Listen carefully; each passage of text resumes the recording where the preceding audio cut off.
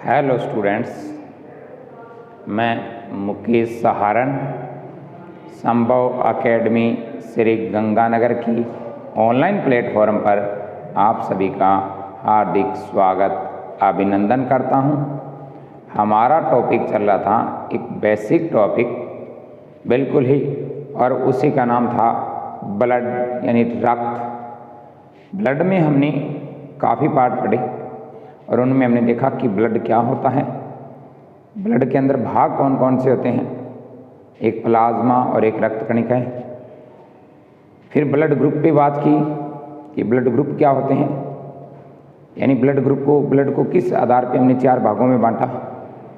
ए blood group क्या होता है, बी क्या होता है, ए बी क्या होता है, ओ क्या होता है सॉरी। तो ये इस तरीके से हमने इनको 4 भागों में बांटा। पिछली क्लास में हमने ब्लड ग्रुप देखा था कि ब्लड को कैसे 4 भागों में बांट दिया गया हमने, यानी ब्लड के अंदर एंटीजन और एंटीबॉडी के आधार पे हमने ब्लड को 4 भागों में बांटा। आज उसी ब्लड की आगे की बातें करेंगे हम कि ब्लड ग्रुप के अंदर जो ब्लड पड़ा था उसी ब्लड में हमने देना है टॉपिक, यानी ब्लड ही चल रहा था और ब्लड के अंदर हमने 4 भागों में इसको, ब्लड के 2 भाग, एक प्लाज्मा और एक रक्त कणिका या रक्त कोशिकाएं। बाद में जैसे जैसे साइंस एडवांस होती गई, इसी ब्लड पे हमने कुछ पार्ट देखे। एंटीजन और एंटीबॉडी के आधार पे ब्लड को हमने कई भागों में बांटा। वो भाग थे 4 कि एंटीजन कौन सा होता है, एंटीबॉडी कौन सी है, एंटीजन कौन सा, एंटीबॉडी, उसी के आधार पे ब्लड को 4 भागों में बांट दिया। एंटीजन एंटीबॉडी के आधार पे ब्लड को कितने भागों में 4, और वो 4 भाग थे blood group A, blood group B, blood group A B और ब्लड ग्रुप ओ। ये 4 भाग थे। लेकिन बाद में एक और एंटीजन की खोज हुई और उसे कहा गया RH फैक्टर या RH कारक। क्या होता है उसी पे ध्यान देना। इसी ब्लड के अंदर बाद में एक और एंटीजन की खोज हुई, एक और विशेष प्रोटीन की खोज हुई जिसे कहा गया RH फैक्टर या RH कारक। क्या कहा गया? RH कारक या RH फैक्टर कहा गया। ये RH फैक्टर क्या है तो ध्यान दो। सबसे पहले इस RH कारक की खोज, ये जो RH कारक है इसकी खोज किस वैज्ञानिक के द्वारा की गई? क्योंकि बेसिक से क्वेश्चन उठ जाते हैं, कई बार हम बहुत गहराई का पढ़ लेते हैं लेकिन जो बिल्कुल बेसिक बातें हैं वो नहीं ध्यान देते हैं। तो RH कारक की खोज किस वैज्ञानिक के द्वारा की गई? तो खोज करने वाला वही वैज्ञानिक था जिसने ब्लड की खोज की थी, ब्लड ग्रुप की खोज की थी। तो खोज की गई थी, एक तो वैज्ञानिक था कार्ल लैडस्टीनर। कौन सा? कार्ल लैडस्टीनर। कौन से थे? कार्ल लैडस्टीनर। वह इन्हीं किसी से थे, वह शिष्य वीनर था। शिष्य कौन था? वीनर। कार्ल लैडस्टीनर और उसी का शिष्य वीनर, दोनों ने मिलकर ब्लड इस RH कारक की खोज की। नो डाउट ब्लड ग्रुप की खोज पूछा जाए लैडस्टीनर, लेकिन RH कारक की खोज पूछी जाए तो कार्ल लैडस्टीनर के साथ साथ दूसरा साइंटिस्ट वीनर भी ध्यान रखना है, क्योंकि कार्ल लैडस्टीनर अकेला इसको जीत नहीं पाया, विनर नहीं हो पाया, इसलिए अपने स्टूडेंट शिष्य को साथ लिया और विजयी हो गया, विनर हो गया। तो कार्ल लैडस्टीनर वह विनर ने इस ब्लड ग्रुप की खोज की, इस RH कारक की, सॉरी ब्लड ग्रुप नहीं, RH कारक की खोज की। RH कारक की खोज की किस में गई थी? तो सबसे पहले इसे रीसस बंदर में खोजा गया था। सबसे पहले किस में खोजा गया? रीसस बंदर, रीसस मंकी बंदर में। इसी को कहते हैं मकाका बंदर, मकाका बंदर। इसी को कहते हैं लाल मुंह वाले बंदर।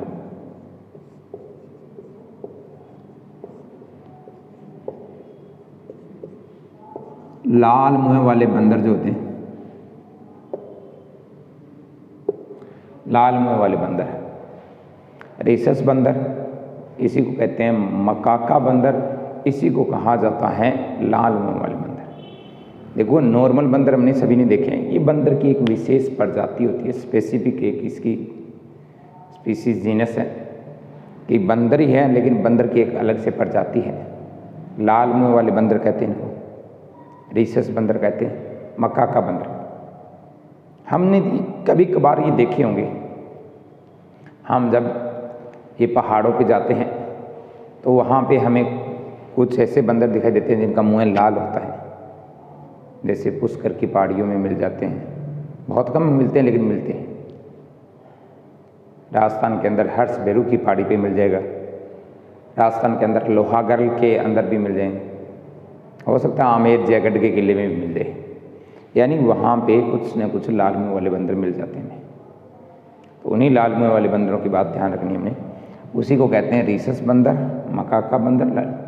इस रीसस बंदर के अंदर ध्यान देना एक विशेष प्रोटीन की खोज की गई। रीसस बंदर में क्या पाया गया? एक विशेष प्रोटीन पाया गया, विशेष प्रोटीन पाया गया। किस में पाया गया? रीसस बंदर में। एक स्पेसिफिक टाइप का प्रोटीन था। इस विशेष प्रोटीन को पता है क्या कहा गया? इसे ही कहा गया एक विशेष एंटीजन। एक क्या होता है? विशेष एंटीजन पाया जाता है, एक विशेष एंटीजन प्रतिजन पाया जाता है। कार्ल लैंडस्टीनर और वीनर ने देखा कि इस रीसस बंदर, मकाका बंदर की बॉडी पे सर जो इसके ब्लड था, उस ब्लड के अंदर एक डिफरेंट टाइप का प्रोटीन था। जो नॉर्मल एंटीजन एंटीबॉडी थे वो तो नॉर्मल है, लेकिन इसके अलावा एक विशेष एंटीजन था, एक विशेष प्रोटीन था। इस विशेष एंटीजन या विशेष प्रोटीन को नाम दिया गया RH कारक या RH फैक्टर। तो ये इनमें केवल बंदर में, बाद में इसी RH कारक की खोज मनुष्य पर भी हुई। इसकी खोज किस में हुई? मनुष्य में। जब इसको मनुष्य में देखा गया तो हमने देखा मनुष्य में कि भारत या एशिया, भारत में 93% लोग RH पॉजिटिव थे। RH पॉजिटिव यानी ब्लड ग्रुप उनका जो मर्जी हो, लेकिन उनमें RH फैक्टर, RH कारक यानी ये विशेष एंटीजन पाया जा रहा था। क्या देखा इन वैज्ञानिकों ने कि जो भारत के अंदर, भारत या एशिया भी कहा जाता है, भारत या एशिया के अंदर जब देखा गया तो 93% लोग थे वो कैसे थे? RH पॉजिटिव थे। मैं फिर कह रहा हूँ कि ब्लड ग्रुप नहीं, ब्लड ग्रुप कोई सा भी था, लेकिन उनके अंदर कोई न कोई ये RH फैक्टर पाया जा रहा था 93% लोगों में। और इसी भारत के अंदर ध्यान देना 7% लोग कैसे थे? RH नेगेटिव, वो RH नेगेटिव वाले थे। नो डाउट ब्लड ग्रुप 4 ही प्रकार का होता है। A ब्लड ग्रुप होता है, B होता है, AB होता है और O होता है। नो डाउट ये 4 प्रकार का होता है, लेकिन इसी RH कारक एक विशेष एंटीजन ये भारत में 93% लोगों में तो पाया जा रहा था, 7% में नहीं पाया जा रहा। ऐसा एक अनुमान लगाया गया, एक जांच की गई, एवरेज निकाला गया।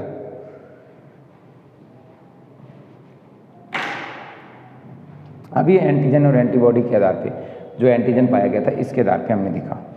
एक विशेष बात ये भी ध्यान रखनी है कि ये एंटीजन तो है, लेकिन इसके खिलाफ प्राकृतिक रूप से कोई एंटीबॉडी नहीं होती। ये एक विशेष एंटीजन है। इसी RH कारक के, ध्यान देना, इस RH कारक के विरुद्ध प्राकृतिक रूप से कोई एंटीबॉडी नहीं होती। प्राकृतिक रूप से क्या नहीं होती? एंटीबॉडी नहीं होती। बहुत ही इंपॉर्टेंट क्वेश्चन बनता है।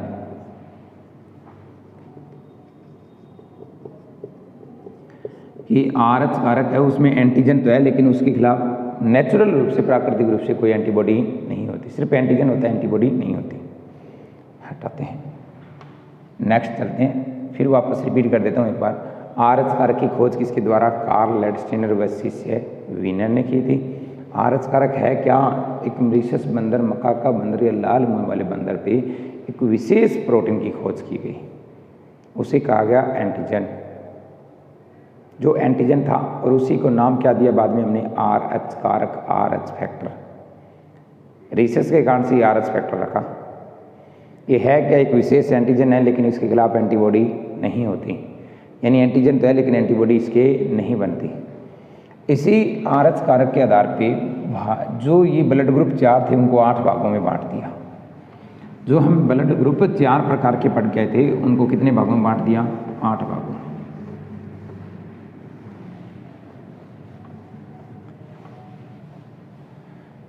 ये जो ध्यान देना RH कारक के आधार पे, RH कारक के आधार पर ब्लड को 8 भागों में बांट दिया।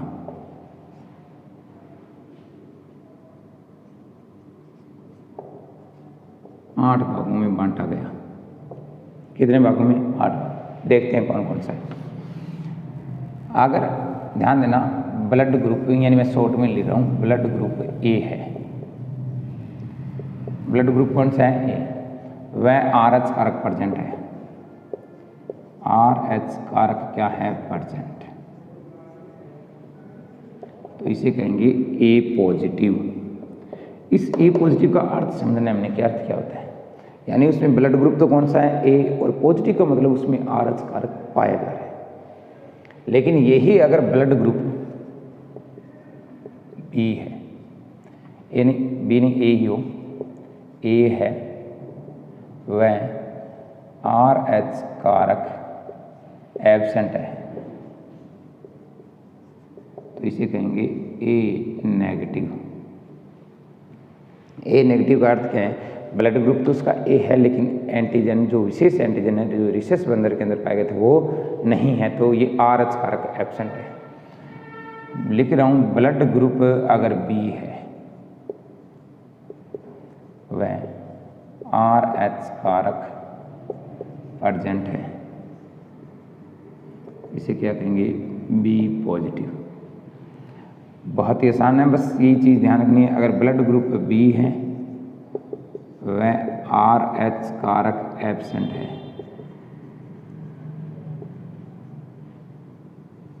इसे कहेंगे बी नेगेटिव। अगर ब्लड ग्रुप ए बी है, क्या है? वह RH कारक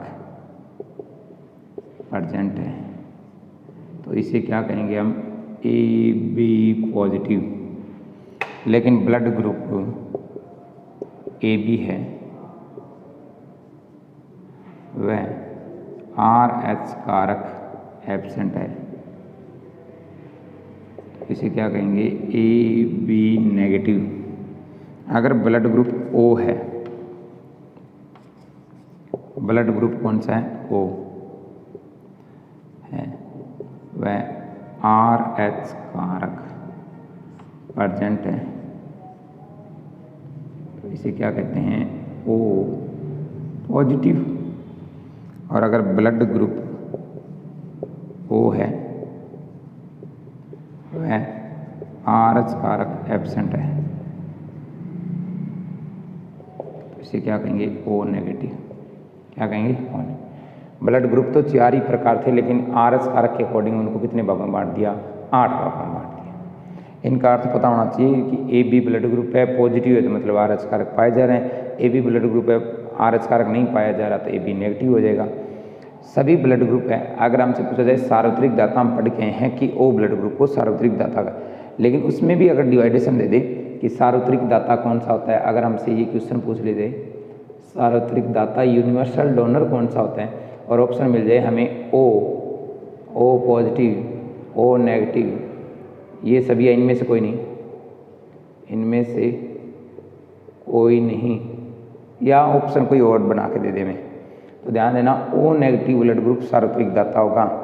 हाँ, अगर इसी के ऑप्शन 4 ये बना दे कि blood group A B O और ए बी, फिर नो डाउट ओ होगा। लेकिन अगर ओ के अंदर वो डिवाइडेशन देता है तो ओ नेगेटिव, क्योंकि ओ नेगेटिव के अंदर नॉर्मल एंटीजन भी नहीं होते और RH कारक भी नहीं होता।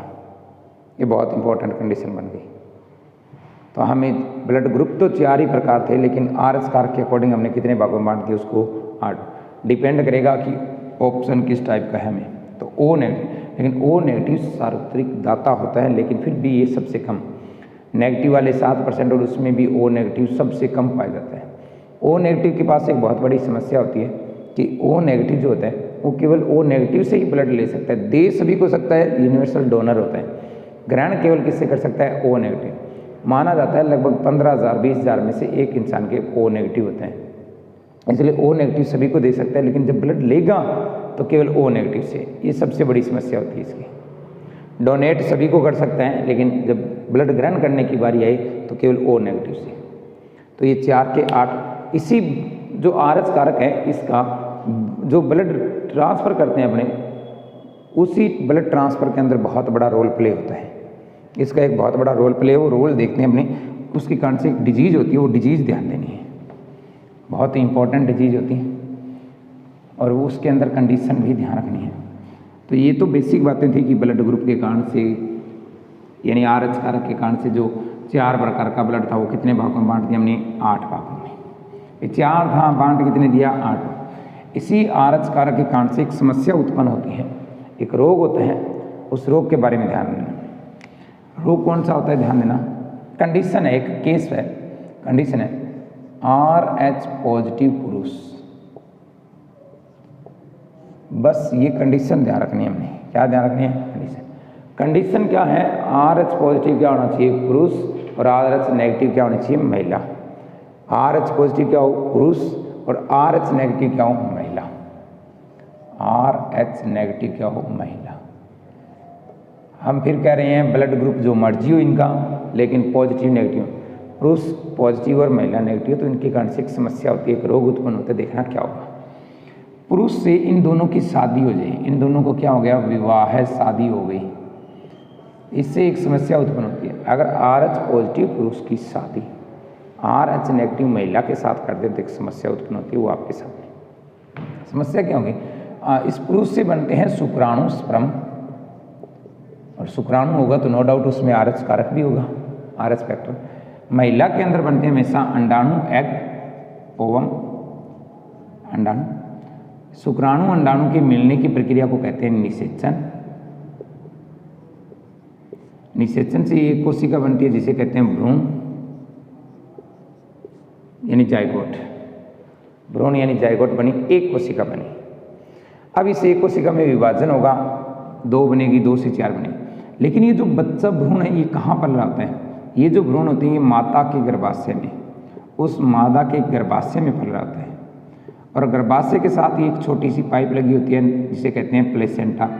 ये छोटी सी पाइप नुमा संरचना होती है जिसे कहते हैं अपरा या प्लेसेंटा, नाल कहते हैं, इससे जुड़ा होता है। अब इसके कारण से समस्या क्या हुई, RH पॉजिटिव पुरुष है, पुरुष कौन सा होना चाहिए, RH पॉजिटिव होना चाहिए, ब्लड ग्रुप जो मर्जी हो, A positive, B positive, AB positive, O positive, जो जैसा मर्जी हो। महिला कैसे होनी चाहिए, नेगेटिव। यहाँ से ब्लड आया, इसके बाद ये शुक्राणु आएगा तो इसके अंदर क्या होगा, RH पॉजिटिव यानी RH कारक है। मैं इस RH कारक को एक एंटीजन लिख रहा हूँ कि एक विशेष एंटीजन। अब ये जो ब्लड इस भ्रूण के अंदर होता है RH पॉजिटिव भी होगा, तो ये माता के शरीर से ही ब्लड का आदान प्रदान हो रहा है, तो ये RH पॉजिटिव बार बार कहाँ जाएगा, उस महिला के पास जाएगा, आएगा, जाएगा, आएगा, क्योंकि ब्लड का ट्रांसफर हो रहा है। तो कहा जाता है RH पॉजिटिव एंटीजन तो है, लेकिन इसके खिलाफ प्राकृतिक रूप से एंटीबॉडी नहीं पाई जाती, यानी ये सिर्फ एक एंटीजन है, इसके खिलाफ एंटीबॉडी नहीं पाई जाती। अब हम क्या करें, ये जो एंटीजन है इसके खिलाफ एंटीबॉडी तो नहीं है, तो दिए जा सकते हैं, लेकिन कहा जाता है जब RH नेगेटिव को बार बार RH पॉजिटिव देते हो, यानी इस एंटीजन देते हो बार बार, तो यह RH नेगेटिव इसके खिलाफ एंटीबॉडी का फॉर्मेशन करने लग जाती है। बहुत ज़्यादा तो नहीं, लेकिन कुछ बन पाती है। ध्यान देना, जब आप RH नेगेटिव को बार बार RH पॉजिटिव ब्लड दोगे, बार बार दोगे, तो इसके कारण से इस RH नेगेटिव के अंदर इसके खिलाफ क्या बनने लग जाती है, इस पॉजिटिव कारक के खिलाफ इस महिला में क्या बनने लगी, एंटीबॉडी बनने लगी। क्या बनने लगी, एंटीबॉडी। एंटीजन था RH पॉजिटिव, इसके खिलाफ बार बार अगर हम ब्लड डोनेट करेंगे, बार बार त्याग करेंगे, उसको देंगे, तो वो नेगेटिव के अंदर भी क्या बनने लग जाती है, इसके खिलाफ एंटीबॉडी। फिर कह रहा हूँ नेचुरल रूप से, प्राकृतिक रूप से RH एंटीजन के खिलाफ कोई एंटीबॉडी नहीं होती, लेकिन बार बार अगर RH पॉजिटिव दोगे तो उसके कारण से भी नेगेटिव में क्या बनने लग जाती है, एंटीबॉडी बनने लग जाती है। अब एंटीबॉडी बन गई तो ये RH क्या था, एंटीजन था, और इधर क्या बनी, एंटीबॉडी। लेकिन ये जो पहला बच्चा जन्म लेता है, पहला बच्चा, फर्स्ट बेबी, बिल्कुल क्या होता है, स्वस्थ होता है। बिल्कुल क्या जन्म लेगा, स्वस्थ। पहला बच्चा बिल्कुल स्वस्थ होता है, नॉर्मल होता है, कोई परेशानी नहीं, क्योंकि पहले बच्चे के समय जो एंटीबॉडी बन पाती है वो बहुत कम बन पाती है, उससे पहले उस बच्चे का क्या हो जाता है, जन्म हो जाता है। पहला बच्चा बिल्कुल नॉर्मल होता है। समस्या कब उत्पन्न होती है, ध्यान देना, इसी माता पिता ने दूसरा गर्भ धारण किया, कोई शुक्राणु अंडाणु आएंगे, ये दूसरा गर्भ धारण किया सेकंड टाइम में। अब भ्रूण बनेगा तो उसमें RH पॉजिटिव भी पुरुष से आएगा। ये RH पॉजिटिव आया तो ये बार बार कहाँ जाएगा, उस माता के पास बार बार जाएगा। और ये माता तो पहले से कुछ क्या बना रखी है, एंटीबॉडी उसके शरीर में, तो इस RH पॉजिटिव के खिलाफ एंटीबॉडी बनी पड़ी है कुछ न कुछ। और अगर हम RH पॉजिटिव देंगे तो उसके खिलाफ एंटीबॉडी का फॉर्मेशन बहुत ज़्यादा होने लगता है। अब ये एंटीजन और एंटीबॉडी, यानी ये क्या है, RH पॉजिटिव एंटीजन और ये क्या है, एंटीबॉडी, दोनों क्रिया करती है और भ्रूण की क्या कर देती है, हत्या। इस भ्रूण का हो जाता है गर्भपात। क्या हो जाता है, गर्भपात, बेबी क्रैश हो जाता है। ऐसा रोग जिसके अंदर भ्रूण में ही RH पॉजिटिव आ, यानी RH कारक के कारण से उस बच्चे की भ्रूण में ही मृत्यु हो जाती है, वो बच्चा जन्म ही नहीं ले पाता, गर्भपात हो जाता है।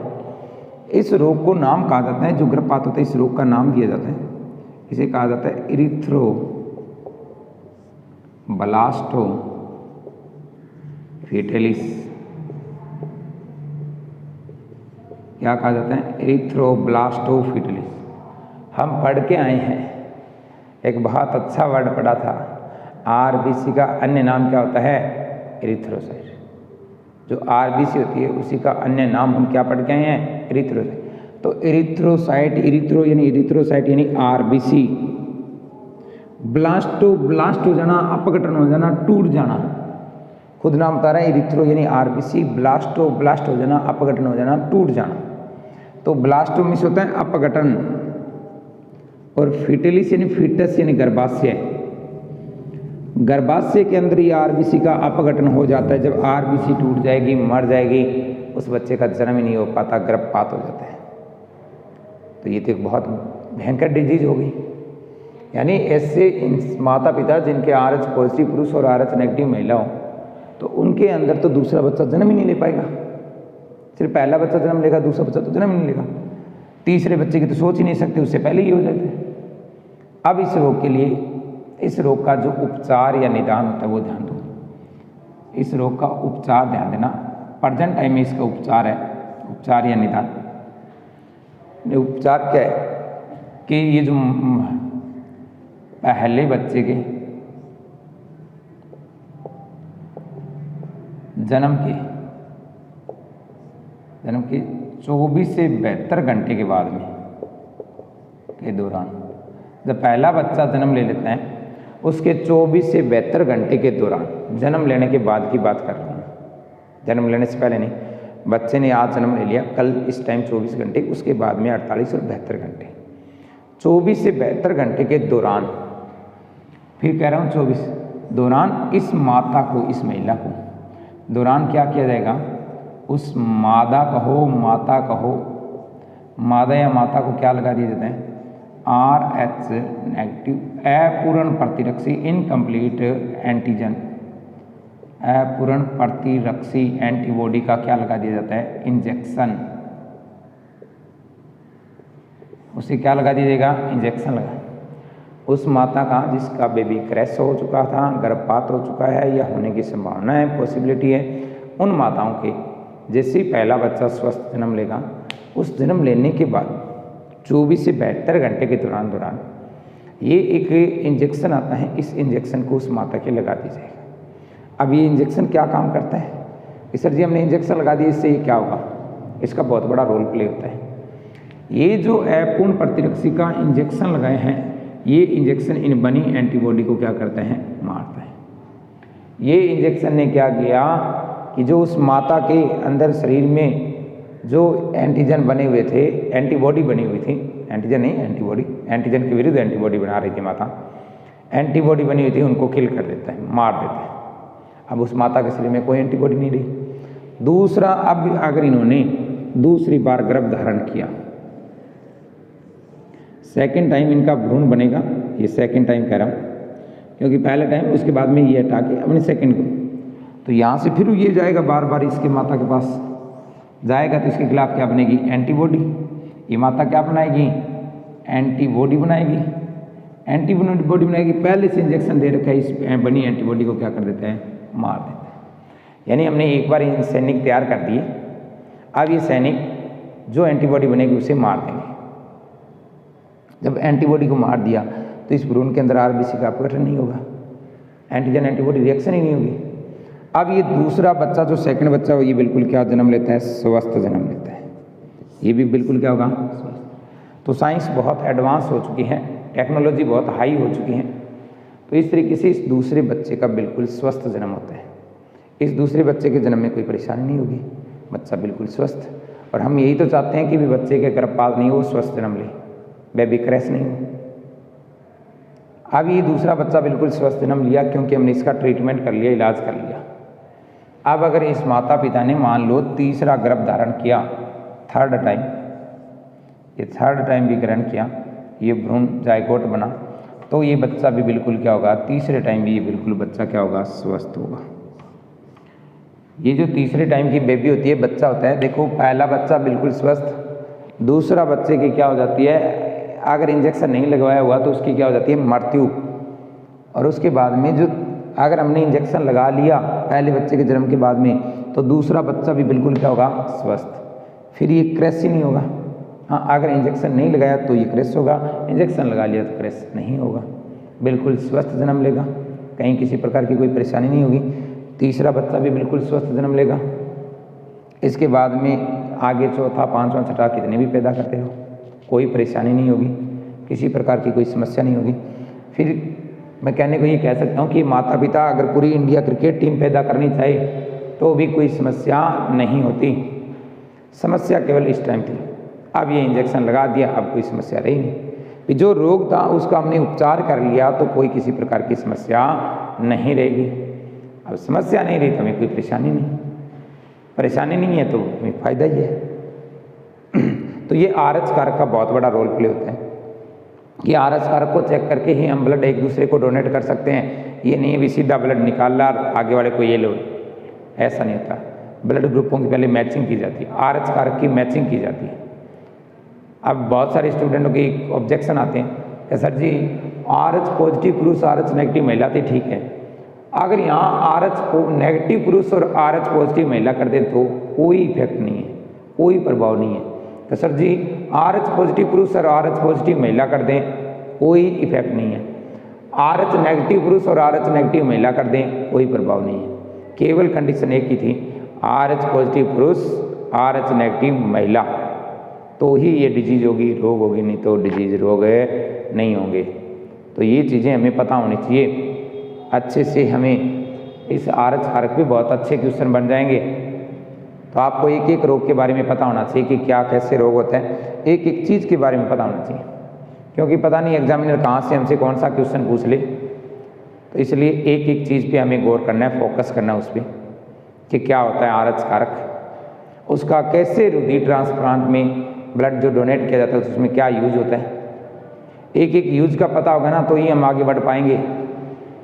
तो ये था हमारा ब्लड ग्रुप आरएच कारक, और ये हमारा एक टॉपिक कह सकते हैं कंप्लीट होता है। रक्त परिसंचरण तंत्र, उसी में ब्लड ग्रुप और उसी में आरएच कारक, ये एक बड़ा चैप्टर हमारा कंप्लीट हुआ। नेक्स्ट क्लास में हम एक नए चैप्टर के साथ चलेंगे और उसी चैप्टर का नाम उत्सर्जन तंत्र, एक्सक्रीटरी सिस्टम को लेके चलेंगे कि क्या होता है एक्सक्रीटरी सिस्टम, उत्सर्जन तंत्र, उस पर विशेष चर्चा करेंगे, अच्छे से हम अध्ययन करेंगे। तो आप सभी एक बार इस वीडियो को ज़्यादा से ज़्यादा लाइक और शेयर कर दें। हमारे संभव अकेडमी श्री गंगानगर के यूट्यूब चैनल को सब्सक्राइब भी करें। तो आज के लिए इतना ही, मिलते हैं नेक्स्ट क्लास में नए टॉपिक के साथ। धन्यवाद।